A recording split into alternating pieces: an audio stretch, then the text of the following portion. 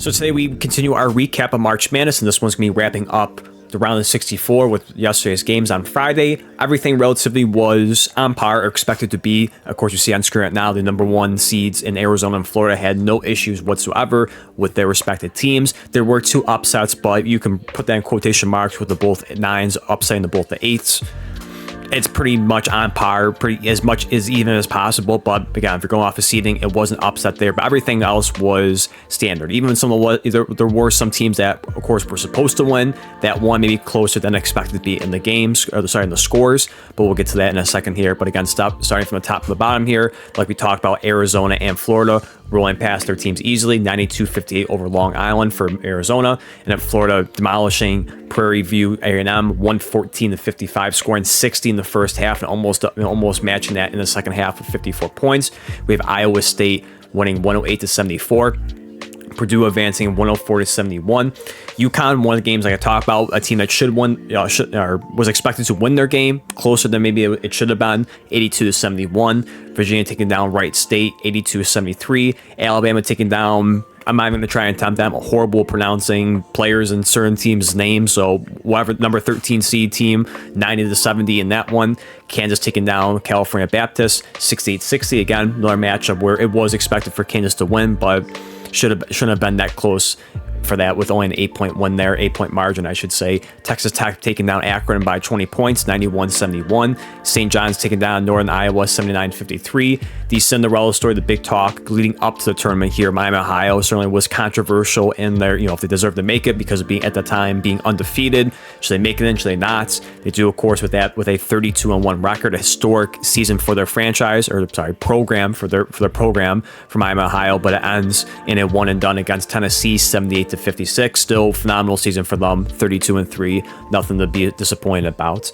You have Kentucky taking down Santa Clara, 89-84. You have UCF losing barely to UCLA, 75-71. Now, this was a team I picked to beat UCLA. Close one here. We'll see what happens in the next round for the Sweet 16. Sorry, round of 32, my bad, for UCLA, who they face next. I don't remember who they face offhand for that one. I think it's UConn they might face next. We'll get to that in a second with the brackets there, but I think it's UConn who they play in the round of 32 there. But close matchup, close win for UCLA in that one.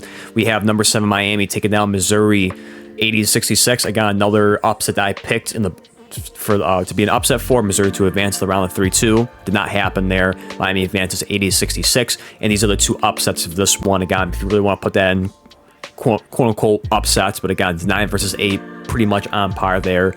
Both the 8s lose there. Villanova loses to Utah State, 86-76. Iowa takes down Clemson, 67-61. I did pick Villanova to advance. Disappointed to see that happen to them. Clemson, I did get that right there. I picked Iowa over Clemson, and then we'll give you a full recap of the brackets. And of course, you'll see the teams, the matchups for the round of 32, as well as games that are going on right now, and 2 games I have wrapped up earlier today. Going from top to bottom on the outside for the round of 64, showing you that real quick there one more time to give you the full recap of that. I think overall it was fun. Certainly the first day one was more exciting than the second day. Again, everything was expected to be a lot of blowouts, especially for the number 1 seeds for Arizona and Florida. The only surprising one, nervous one per se, was Duke with their matchup. They're going only at the top back here with Duke and Siena, 71-65. Again, what I talked about for some of these matchups yesterday, you won, but very, disappointing to say the least there. Should not have gotten to that point of how it's been. Even at some points here for Duke and TCU, kind of going back to the game right now, even though it's a blowout thus far, 81-58. Early on, halfway through the first, it was a little dicey for them. A lot of turnovers at one point, and TCU, tying the game. I think at one point taking the lead in the game, but Duke finds a way to pull away, again, being up 81-58. Should win that easily if barring, again, some magic comeback for TCU in that one. We'll see how it plays out there, but still a good game for Duke and TCU there. But again, round 1 was exciting. Certainly VCU stunning North Carolina, High Point taking down Wisconsin. Those were the highlights of round 1.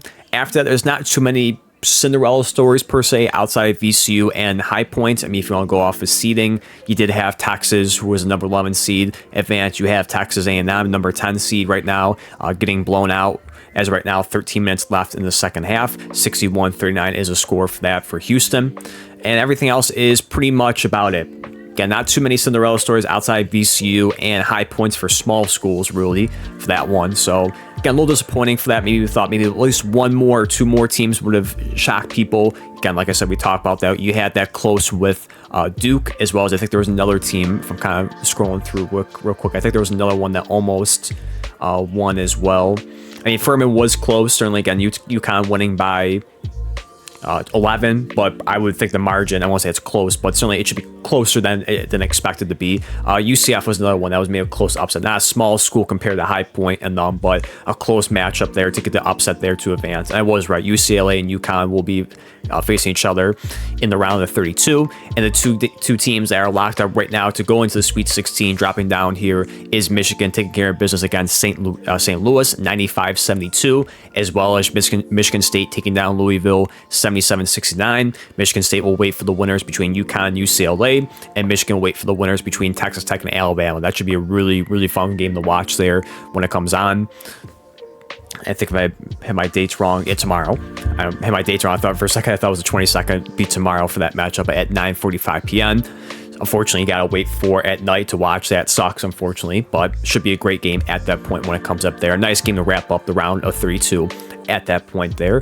And what else do we have there? We have Iowa State, Kentucky. We have Virginia and Tennessee.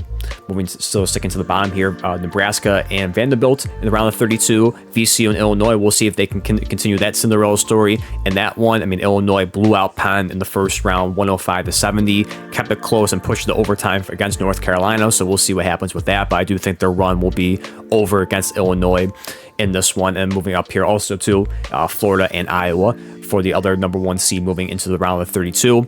We have Purdue and Miami. Right now we have going on right now, 40 seconds left in the first year. Close game, 1 point lead for Gonzaga, 33-32. I'm going to switch over to that point, or switch over to that game right now, as I have the Duke and TCU game in the background, but that's been practically a blowout right now. So we'll switch over to Gonzaga and Texas when I'm done recording this. We have High Point, Arkansas, the other Cinderella story. We'll see what happens with that one, but again, I don't think that's going to be much help for High Point. I think that both these Cinderella teams are going to end their run in the round of 32, and have Arkansas and what was the other team? Sorry, real quick. Illinois advance to the Sweet 16. So again, you have High Point, Arkansas, and you have the other number one seed here in Arizona versus Utah State. I think it's also going to be a pretty exciting one to watch there too, as well.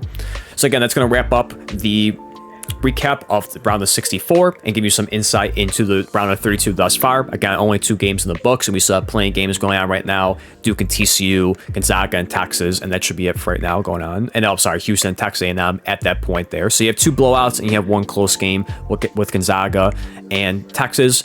But we'll continue our recap going forward into tomorrow, recapping day 1 of the round of 32, and then of course the day after that, recapping all of round 32, getting ready for the preview of Sweet 16 and moving forward with that. So again, these rounds are going fast, and my March Madness is, it's here and gone in an instant. I mean, like I said in my bracket, showing my bracket before the tournament went on, it's going to go by fast. Before you know it, it's going to be April 6th. The championship game is going to be here, and it's going to be like, wow, where'd the time go?